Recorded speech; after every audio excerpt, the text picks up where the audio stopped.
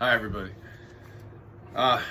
Hey, last week we talked about my 9-month sobriety and my anniversary of 9 months and all the things that went on leading up to that and how to kind of, for an addict to try to, maybe just the little steps that they can use to build their sobriety up. And with that, I would like to include something that on the other side of that is what it's like for the person going through that with the addicts. What to expect and with all the crap they go through when you're in rehab. And because I don't think there's a lot of information out there that helps them. The addict gets tons of support, and I don't think there is on the other side for the loved ones that are going through it. And I think that's something we would love to express and share our story with you, and maybe it'll help somebody out there. So, Christina, how you doing tonight? Good. So, could you tell us a little bit about what it was like when I first went to rehab? Sure. It is every emotion that you could possibly imagine, honestly. Everybody's kind of in a different place when you have a loved one that goes in, and that relationship to that person is really different. So I think that factors in the different feelings involved. We were kind of all over the place. You mentioned last week that he got to a really dark place, a really scary place before he went in. So the actual decision for you to go and you actually going, I was just sharing this with somebody that they shared their story, and I had this flashback of standing in the kitchen watching you, like, getting your stuff ready and literally doing everything I could to, like, hold it together, to try really hard to be strong, because I knew, one, we're such good friends, and we, even all the crappy times that we've had, we've probably talked almost every single day since we've met. Yeah. Even through, like, bad times. And so the thought of being away from you and not being able to talk to you was really scary and overwhelming. And on the flip side of that, though, I was so relieved. I was really relieved that you were going. I was nervous. I was scared. Wanted to be hopeful that it was going to be successful. Wanted to make sure you were okay, not just physically for your safety, and that at that time it was a part of it, that physically that you were safe. That was a big relief, but emotionally, as addicts in general, not just you, but as addicts in general, usually they're drinking or doing drugs or whatever form of substance that they're using. They're doing that to fill some kind of a void, and they're doing that to fill in this pit that they have inside of them, and either to fill it in, or more often than not, to not be able to have to feel things. And so knowing him as well as I did, knowing that he was going to have to go and, like, actually face his shit I was scared for you. Like, I was really scared for you, because that's not your thing. Never been your thing to, like, have to just, like, stand there and really have to deal with the nitty gritty of whatever's going on in life. And I was terrified. I was glad you were going to be safe, but terrified. And what you just said, I had no clue what to expect. None. That's true with all addicts. Like, yes, parents, loved ones, wives, spouses, whatever, they all have the same reaction. At least he's safe. It's like when they go to jail or to rehab, at least they're safe at that point. But once I was finally there, let's say I was in there for the first month, there wasn't a lot of support for you. There was not really a whole lot for you. They didn't explain to her how the process was going to work and what emotions and stuff she was going to go through, and how dealing with, I don't know, life, It was, we had a meeting, and I don't know, we can only speak to our experience. We had a meeting, we went and sat down with the person who was in charge of the place that he went to, and he had this great meeting with us, and he actually, Matt went to kind of go do an intake, and he did pull me aside. It was more from the standpoint of, like, hey, you okay? You gonna be all right? Let me know if you have questions, type of thing. But I just think in general, alcoholics have what's the book called? The Big Blue Book? Is that what it's called? Big book. The Big Book. Yeah. I don't know why I threw blue in there. Because it's blue. Is it? Yeah. Okay. You literally have a step-by-step guide. Yes. And most programs are based off of AA, and you literally have a step-by-step guide of you're going to do this first, you're going to do this second, you're going to do this third, and you're going to work through those steps. There is not anything like that for the loved ones. No. There is no booklet. There's no pamphlet. There's no here's what to expect. Here's what you should be doing while they're gone. Here's what you should expect from this process. Like, there's just nothing. And even when I tried to research books to read and stuff like that, I really felt like I just kept coming up empty-handed. Yeah, and it's not, that rehab I went to was amazing. It was a great experience for Absolutely. me. And unbeknownst to them, I'm not even blaming them. There's two parts to that rehab that needs to happen. Yes. When in recovery, I think in recovery needs to be, the family needs to recover as well. And they're there for you. they are.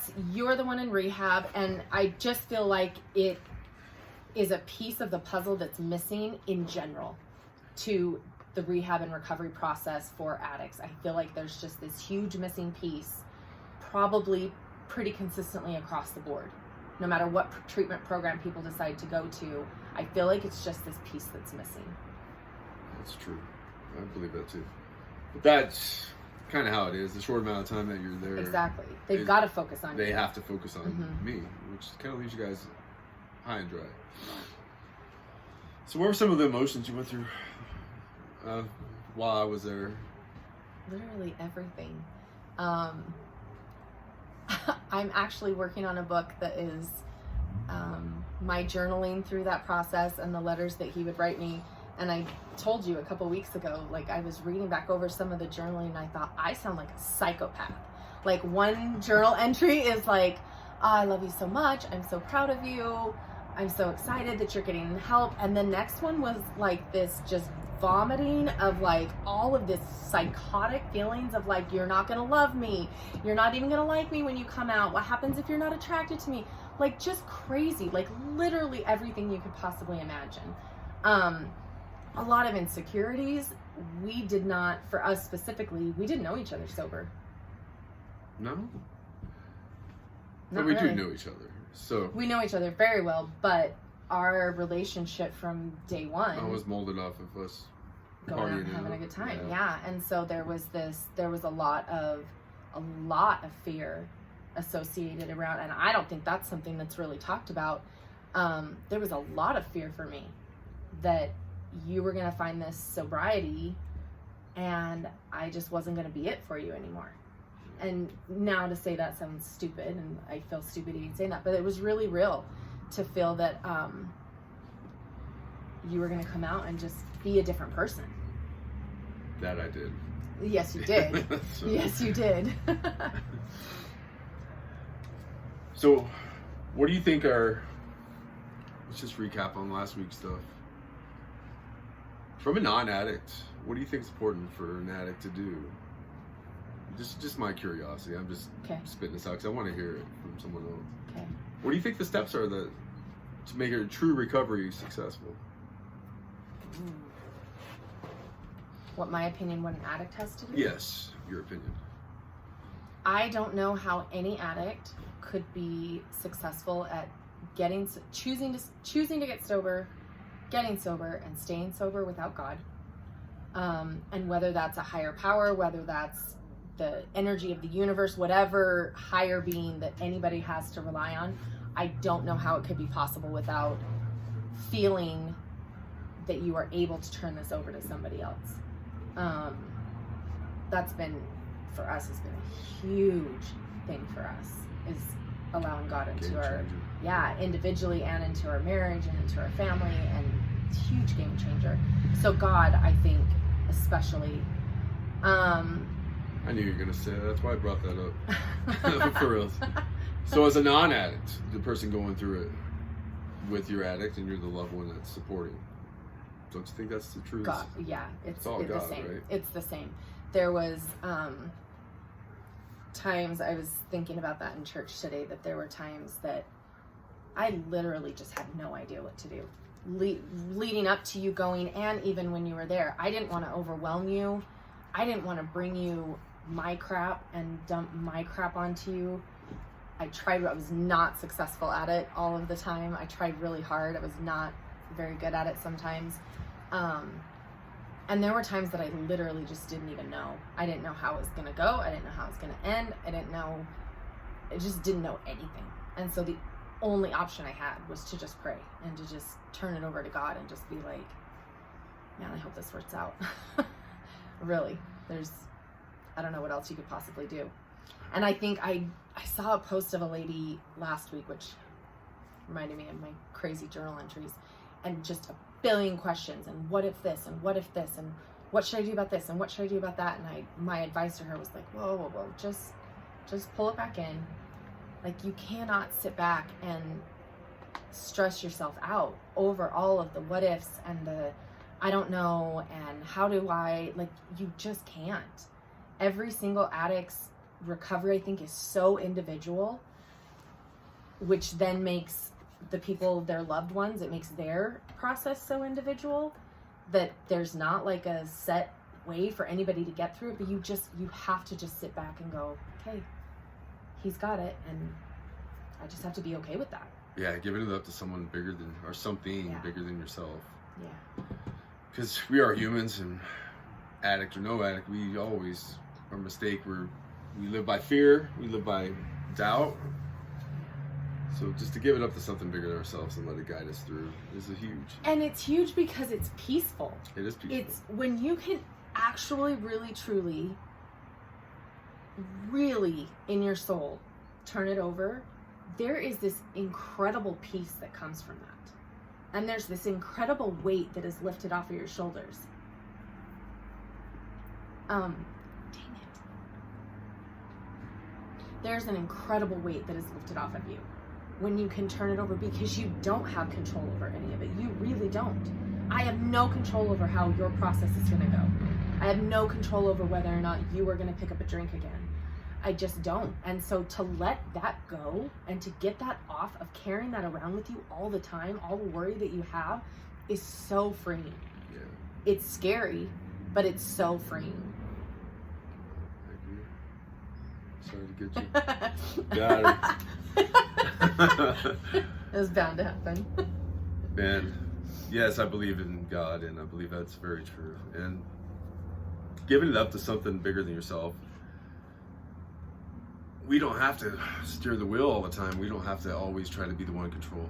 And from my experience, I lost control. So me trying to control my life and steer it the way it's supposed to be isn't always the best path. That's kind of what I want to get at with some of these videos, is just, man, pray. Pray. When you're hurting and in fear and then you have no idea what to do, just pray it out. And there was I was just on Facebook a little bit ago, and there was a lady and it tugged at my heart from my past experience, from my past life before Matt. That is something that will come up from time to time that we'll get into at another time, but it just ripped my heart out, because her post was, I have prayed and prayed and prayed and prayed and prayed for him to get sober, and I have prayed and prayed and prayed that he will get better and that he will get help, and it's just not happening.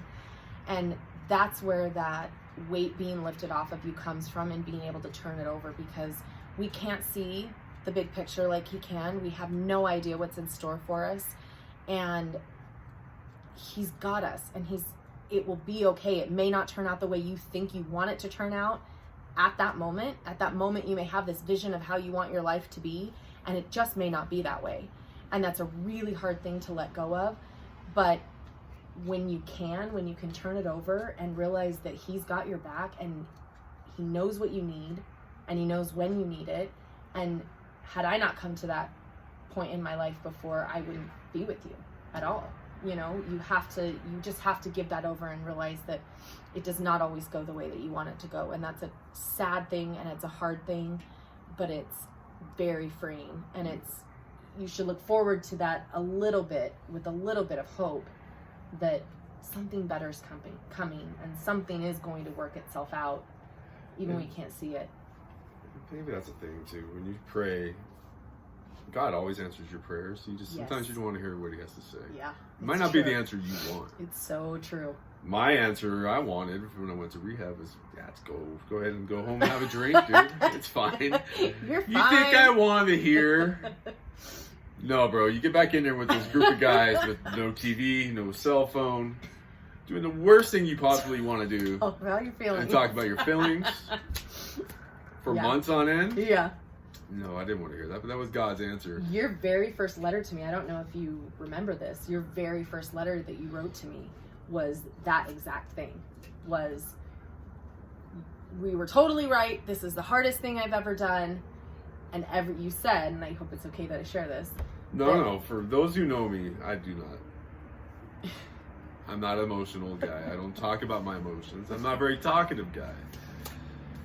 So for me to be put in that scenario was awful. But you had said in your letter, freeing in a lot of ways. if I can share this. Yes, please. You had shared in your letter that you said, every time I think about leaving, I find a quiet place to say a prayer. And I just pray for help, and the answer's always the same, that this is where I'm supposed to be, and I need to stay, and I know it's the answer, even though I don't want to hear it. Like, that's literally what you said to me in that first letter. So it's funny that you say that, because so true. From day one, you have to just give it up. You have to turn it over. So what are some of your hopes and dreams for our future now that we're in this recovery process? Because we're in this together. We are. And that's when you're in the recovery process, you're in it with your spouse and your kids and all the loved ones around you and your friends. So yes. I'm so excited about our future. I'm so excited because it is this whole new, like we talked about last week, we're kind of on this like new path where I feel like the majority of just learning how to live sober is becoming further, we're getting further away from that, and it's more becoming about what we're going to do next and where we're going to go and what we're building and what we're working towards. And so being able to do that and really truly be excited about it, because I have faith that you are done. You're not just finished, but you're done, and that I am allowed to have hope and excitement about what our future looks like is tremendous. We're building businesses, traveling more, we're things that we weren't doing before, things that aspirations we always had. Yes. And dreams. But being in their stupid ways, my stupid ways, there's no possible way I could pull the crap off I do now, because I was always inebriated, even though drunk and stupid. Yeah, not just because of the waste of the time. Oh, and it feels the waste of the money, like it's all of it. The only thing stopping us now is time. I never feel like there's enough time, even though God gave us so much more time than we ever had before. Yeah. And, so it's exciting. It's really exciting to move forward. And I think that if I could get anything across to anybody that's going through this process as a loved one, would just be that you just have to be patient with this process. And it has truly been the absolute hardest thing I've ever done. I'm a fixer. I want everybody to be happy. I want everybody to be okay.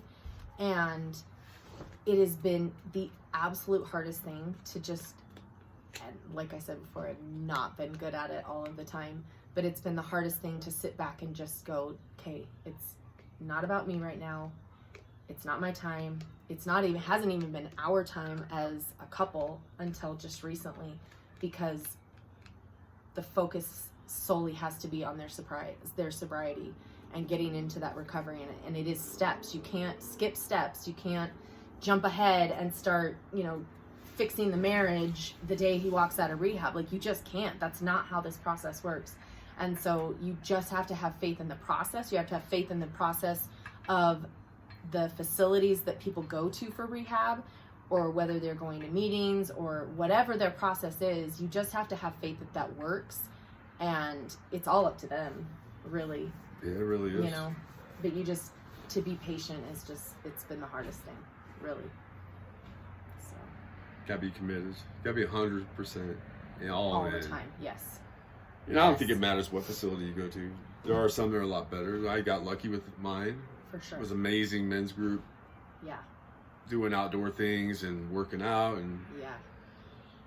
it was great. But if I wasn't 100% committed to what I was doing, I wouldn't work no matter what I did. I think it has to be that on both ends.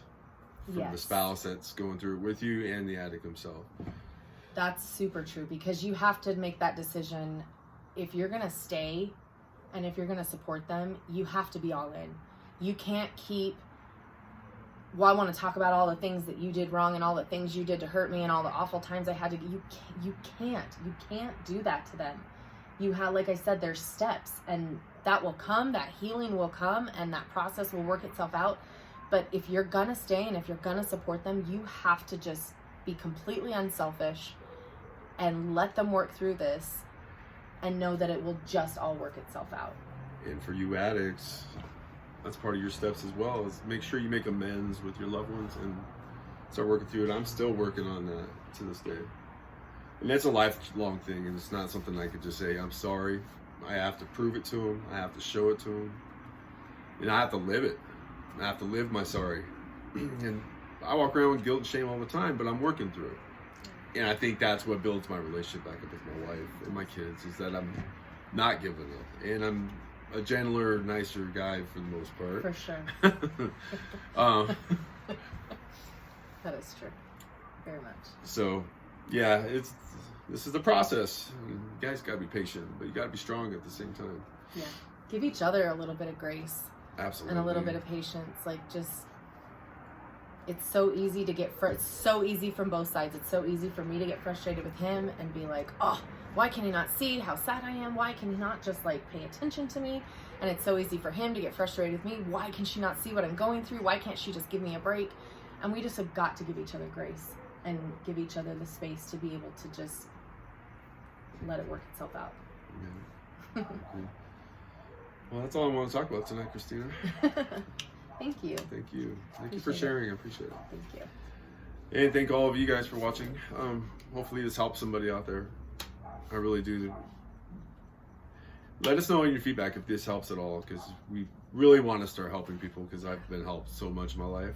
And it's time for me to start giving back to others. So with that, I want to say good night. Thanks.